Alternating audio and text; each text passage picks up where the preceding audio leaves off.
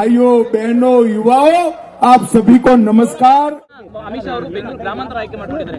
ಏನ್ ಸಂದೇಶ ಇದೆ? ಅದಕ್ಕೆ ಕಾರಣ ಬೆಂಗಳೂರು ಗ್ರಾಮಾಂತರ ಲೋಕಸಭಾ ಕ್ಷೇತ್ರದ ಬಗ್ಗೆ ಇರ್ತಕ್ಕಂಥ ಅಭಿಮಾನ ಒಂದು ಕಡೆ, CN ಮಂಜುನಾಥ್ ಅವರು ಡಾಕ್ಟರ್ ಮಂಜುನಾಥ್ ಅವರು ಇದ್ದಾರೆ. ಅವರು ಅಮಿತ್ ಶಾಜಿ ಅವರ ಅಭ್ಯರ್ಥಿ, ನರೇಂದ್ರ ಮೋದಿ ಅವರ ಅಭ್ಯರ್ಥಿ. ಆ ಹಿನ್ನೆಲೆಯಲ್ಲಿ ಮೊದಲನೆಯ ಸಭೆ ಚನ್ನಪಟ್ಟಣದಿಂದ ಪ್ರಾರಂಭ ಮಾಡಿದ್ದು. ಚುನಾವಣೆಯಲ್ಲಿ 28 ಸ್ಥಾನ ಗೆಲ್ತಕ್ಕಂಥ ನಿಟ್ಟಿನಲ್ಲಿ ಚರ್ಚೆಗಳಾಗಿದೆ.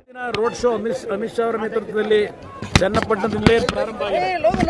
ಇದು ಕರ್ನಾಟಕ ರಾಜ್ಯಕ್ಕೆ ಸಂದೇಶ. ಬಿಜೆಪಿಯ 28 ಅಭ್ಯರ್ಥಿಗಳು ಗೆಲ್ತಕ್ಕಂಥದ್ದಕ್ಕೆ ಚನ್ನಪಟ್ಟಣ ಕ್ಷೇತ್ರದ ಮತದಾರ ಬಂಧುಗಳು, ಕಾರ್ಯಕರ್ತರುಗಳು ಇವತ್ತು ಈ ಒಂದು ರ್ಯಾಲಿಯನ್ನು ಅತ್ಯಂತ ದೊಡ್ಡ ಮಟ್ಟದಲ್ಲಿ ಯಶಸ್ಸುಗೊಳಿಸತಕ್ಕಂಥ ಮುಖಾಂತರ ಉತ್ತರವನ್ನು ಕೊಟ್ಟಿದ್ದಾರೆ. ಬೆಂಗಳೂರು ಗ್ರಾಮಾಂತರದಲ್ಲಿ ನಾವೇ ಗೆಲ್ಲೋದು ಅಂತ DK ಪ್ರಸಾದ್ ಓಡಾಡ್ತಿದ್ದಾರೆ. ಅದು ಅದೇ ಪ್ರಮೇಯದಲ್ಲಿ ಇರಲಿ. ಬೆಂಗಳೂರು ನಗರದ ನಾಗರಿಕರು ಆ ಪ್ರಮೇಯದಿಂದ ಅವರನ್ನ ಕೆಳಗಿಳಿಸ್ತಕ್ಕಂಥ ಕಾಲ ದೂರ ಮಾಡ್ಕೊಂಡಿದ್ದಾರೆ. ಏನ್ ಸಂದೇಶ ಇದೆ? ಅದಕ್ಕೆ ಕಾರಣ ಬೆಂಗಳೂರು ಗ್ರಾಮಾಂತರ ಲೋಕಸಭಾ ಕ್ಷೇತ್ರದ ಬಗ್ಗೆ ಇರ್ತಕ್ಕಂಥ ಅಭಿಮಾನ ಒಂದು ಕಡೆ, CN ಮಂಜುನಾಥ್ ಅವರು ಡಾಕ್ಟರ್ ಮಂಜುನಾಥ್ ಅವರು ಇದ್ದಾರೆ. ಅವರು ಅಮಿತ್ ಶಾಜಿ ಅವರ ಅಭ್ಯರ್ಥಿ, ನರೇಂದ್ರ ಮೋದಿ ಅವರ ಅಭ್ಯರ್ಥಿ. ಆ ಹಿನ್ನೆಲೆಯಲ್ಲಿ ಮೊದಲನೆಯ ಸಭೆ ಚನ್ನಪಟ್ಟಣದಿಂದ ಪ್ರಾರಂಭ ಮಾಡಿದ್ದು. ಕಾರ್ಯಕ್ರಮ ಯಶಸ್ಸಾಗಿದೆ. ಭಾರತೀಯ ಜನತಾ ಪಕ್ಷ ಮತ್ತು JDSನ ಕಾರ್ಯಕರ್ತರು ಮತ್ತು ನಮ್ಮ ಯೋಗೀಶ್ ಅವರು ನನ್ನ ಸ್ನೇಹಿತರು ನಾವೆಲ್ಲ ಇವತ್ತು ಒಟ್ಟಾಗಿ ಕಾರ್ಯಕ್ರಮ ಯಶಸ್ಸುಗೊಳಿಸಕ್ಕಂತ ನಮ್ಮ ಪಕ್ಷದ ಮುಖಂಡರುಗಳು ಜಯಮತ್ತು ಇರ್ಬೋದು, ಹಲವಾರು ನಮ್ಮ ಪಕ್ಷದ ಮುಖಂಡರು ಯಾರ ಹೆಸರನ್ನು ಹೇಳಲಿಲ್ಲ ಅಂತೇಳಿ ಯಾರು ಅನ್ಯತಾ ಭಾವಿಸ್ತಕ್ಕಂಥದ್ದಲ್ಲ.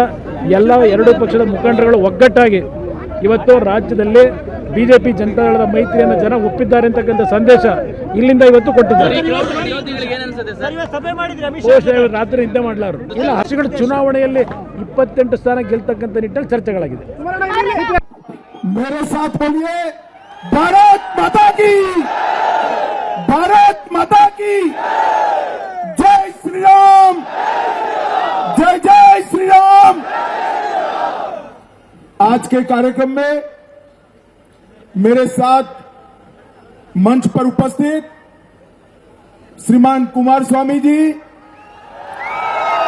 पूर्व मुख्यमंत्री कर्नाटक प्रदेश, भाजपा के युवा अध्यक्ष विजयेंद्र येदुरप्पा जी,